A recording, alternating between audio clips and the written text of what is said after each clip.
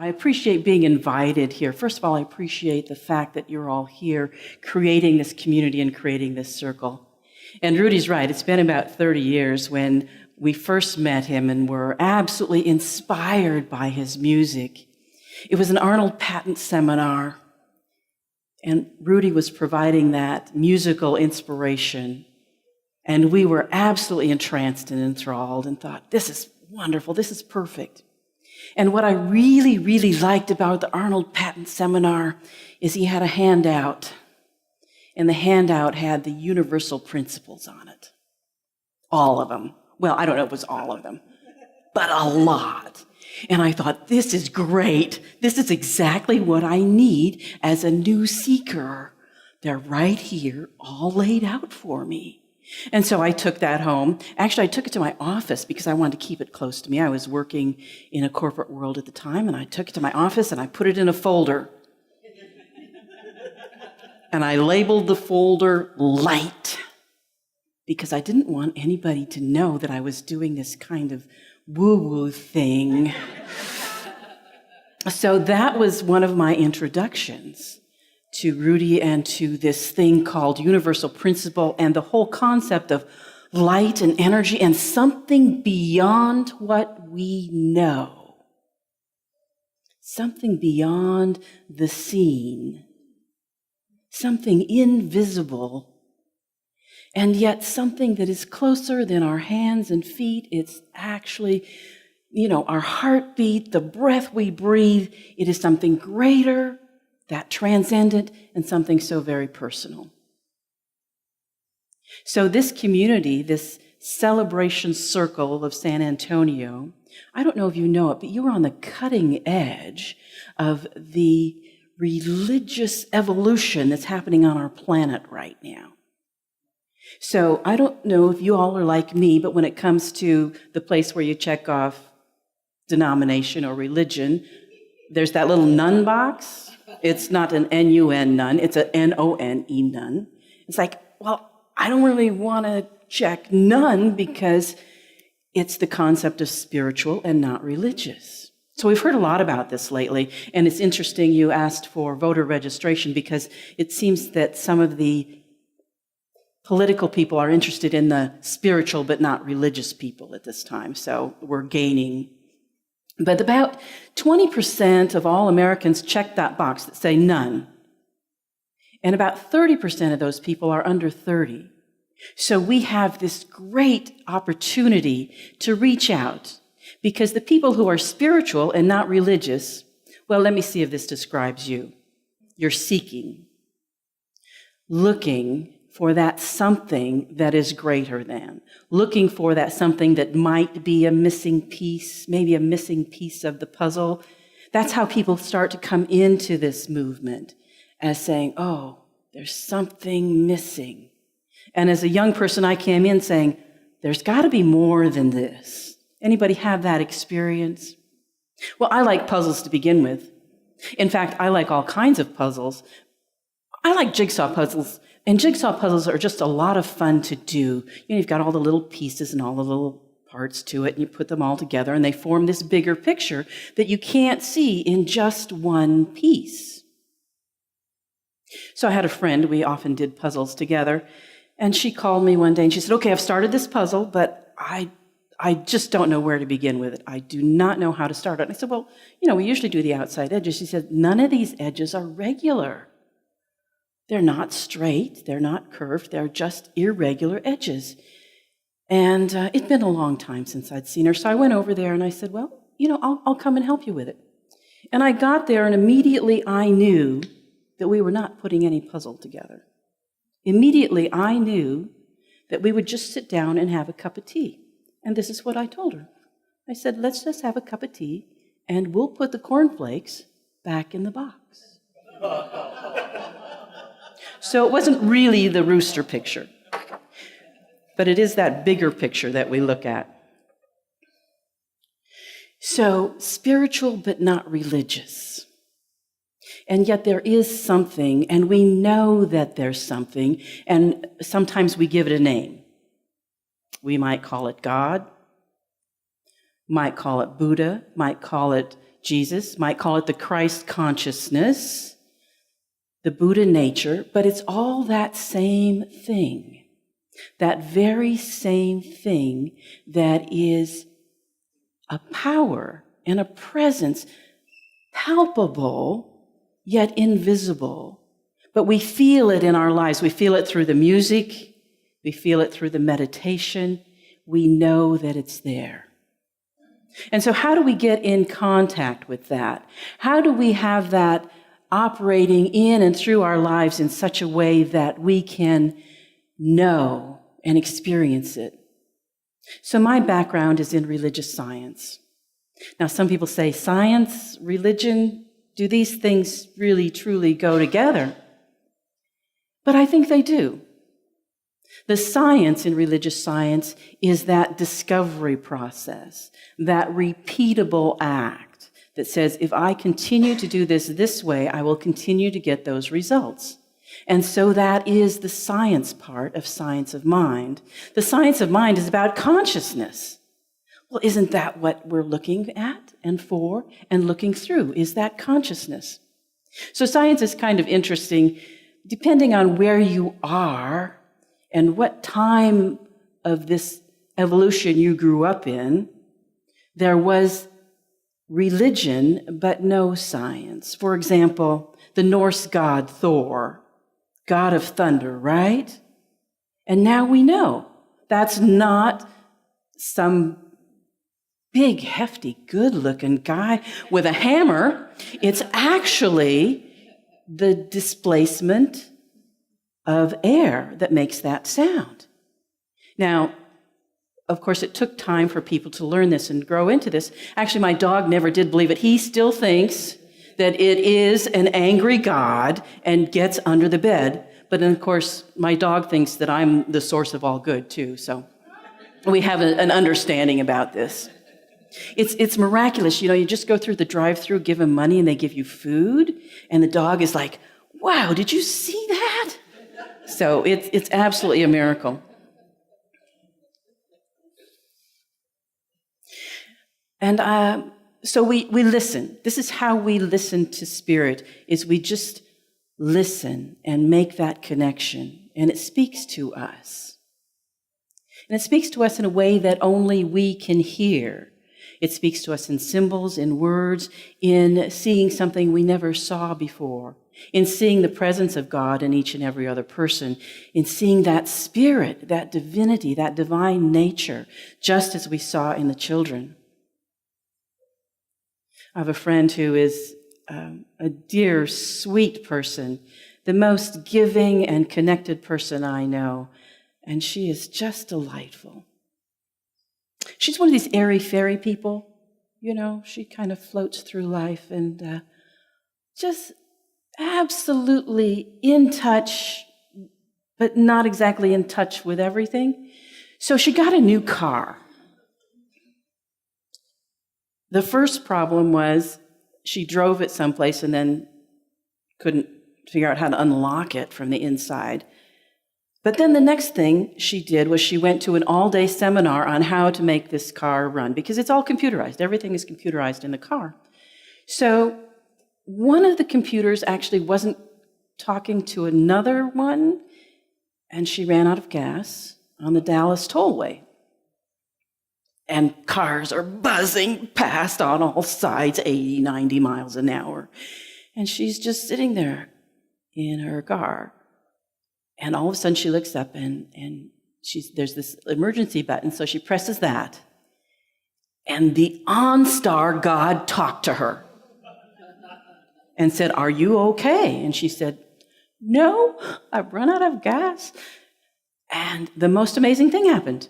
He said, "Are you in the white BMW at the exit number 34? "Yes." God knows where we are all of the time. It's incredible. And not only that, but sent the rescue vehicle. We live in an amazing world of science. And what metaphysicians have known for years, the oneness of spirit, the all-encompassing nature of spirit, how we communicate and move with spirit, is exactly what quantum physics are starting to know. If you've studied or read any quantum physics, you say, I've heard this before someplace in a kind of a different terminology and different language, but it's all the same thing. So 10 years ago, we were introduced to quantum physics, quantum mechanics, with What the Bleep. Did everybody see What the Bleep? Did anybody stay awake through the rest of it? Because I had to go through it a couple times. And then there was follow-on down the rabbit hole that was a little more expansive. And that one I never did get through. But I learned a few things about it anyhow. And that's the 10th anniversary this year. So how has our world expanded since we saw What the Bleep? How have you looked at things differently, saying, oh, there is a science behind this spirituality. There is something else. So how do we bring it into our lives? Well, first we study. We understand, we study, we read. There's plenty of books out there for you to pick up and take home with you. And I know they probably all say the same thing. In whatever language speaks to your heart is the book that you will pick up. I know people who've had the experience of walking past the bookshelf and something leaps out at them. And I've had the experience of reading a book that I've had on my shelf for years going, I had no idea that's what it said. Because I wasn't ready for it at the time, but I am now. So with that, we learn and we study, and so we get the lesson. God is all there is. Love is the only power. That's it, right? And then we go home, and somebody cuts us off on the freeway, and suddenly there is God and that person. And then you're going a little farther on down, and God is everywhere there is. There's only one power, one presence, one infinite source, and my credit card is maxed out. God is my source, but my credit card is maxed out. So there's God, and then there's this credit card that appears to be empty.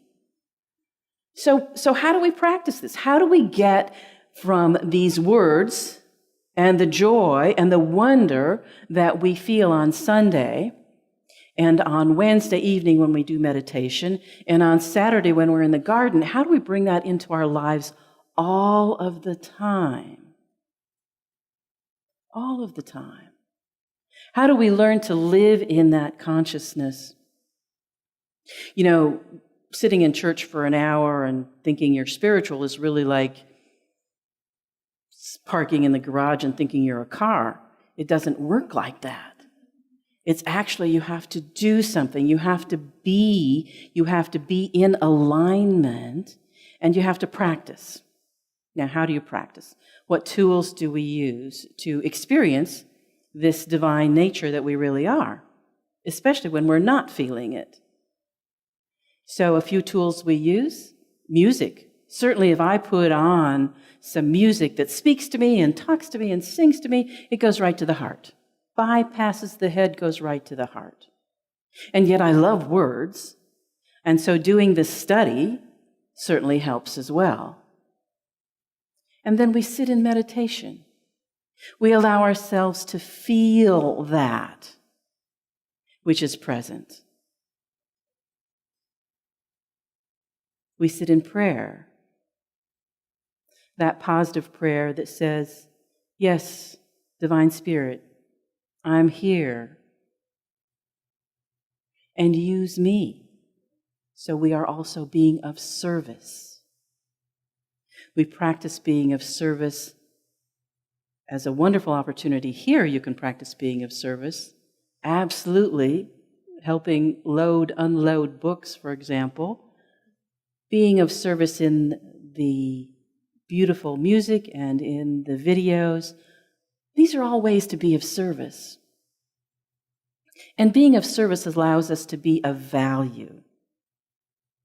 Last year, about a year ago, this time, we were in England, in the south of England, and we had the opportunity there to go on a retreat, a week-long retreat. at a place that was an intentional community, and we didn't know anything about it other than we were drawn to do that at that time, and we were listening. So we got there, and as it turned out, the person who had started that building in that facility and had built the original buildings had been a New Thought seeker in England that had studied with some New Thought American scholars. So there was already a connection. But what I noticed there is that everybody had a job. Everybody was valued. And of course, we pitched right in. It's like, okay, it's your turn to set the table. Okay, we'll do that. And then one day there was a gentleman that showed up that it appeared that he had slept outside all evening, all night, because he was wet and his sleeping bag is wet. And he stopped by there because he wanted to put his sleeping bag in the dryer. He wanted to put his bedroll in the dryer. And of course, they had no dryer because they were living on the land. But they invited him in and fed him breakfast. And then each morning we would have an opening circle called seed time. And at seed time, we had these thoughts of the day and put that energy out and light a candle, sing a simple chant. Very wonderful way to start the day. And we were so happy to be able to practice. Well, they had invited him into this. And then at the end, they said, would you like to put out the candle? And so that was his job, to put out the candle. And I was like, oh my goodness. This person coming in has value. They are fully participating, putting out the candle. What a fantastic way to live and to honor that person's soul. To say, yes, you have value. Yes, you come asking from us, but you also have something to give. And that stuck with me.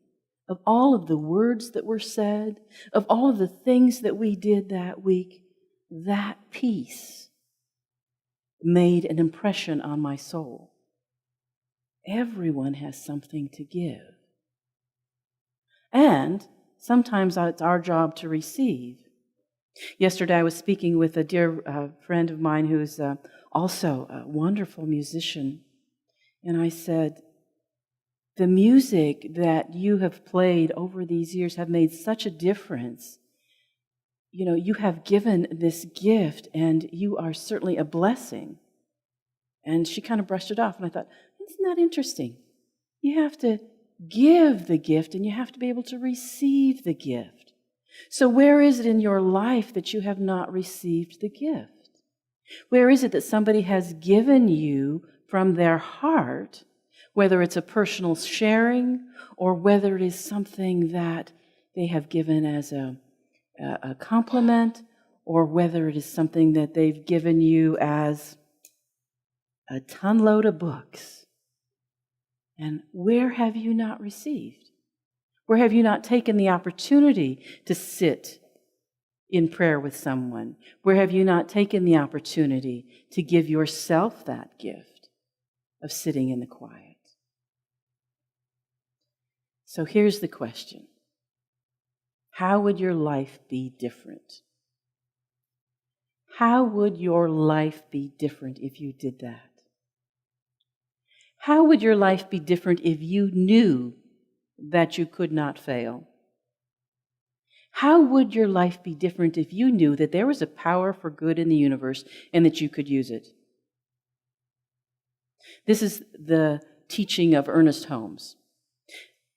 Mid-century, mid-20th century scholar, philosopher, author. This is how he started his weekly radio broadcasts. He'd sit on a desk. You know those old-fashioned desks from the 50s the teachers had? That was the desk. And he sits there. And he said, there is a power for good in the universe, and you can use it. And I'll tell you, when an orator like that talked, you believed him. So we have one video of him that shows him saying that. And it was fantastic. And here's the other part of that. We can allow that power to use us. And we allow that power to use us by giving, by receiving, by participating fully, and by allowing ourselves to be absolutely a clear channel for that Spirit. This is what Rumi says. He says, there is a voice that does not use words.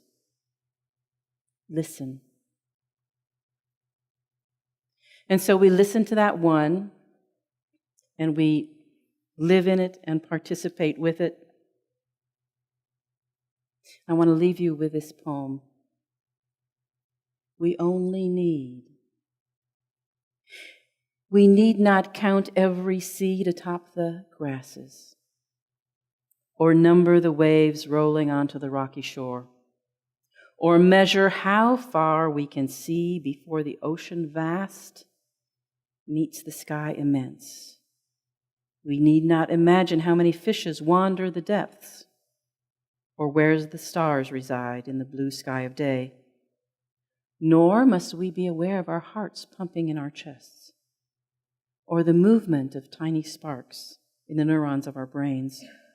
We only need sense the one who creates and sustains all things, and breathes when we breathe, and cries when we cry. We only need sense the one who creates and sustains all things, and breathes when we breathe, and cries when we cry. And so it is.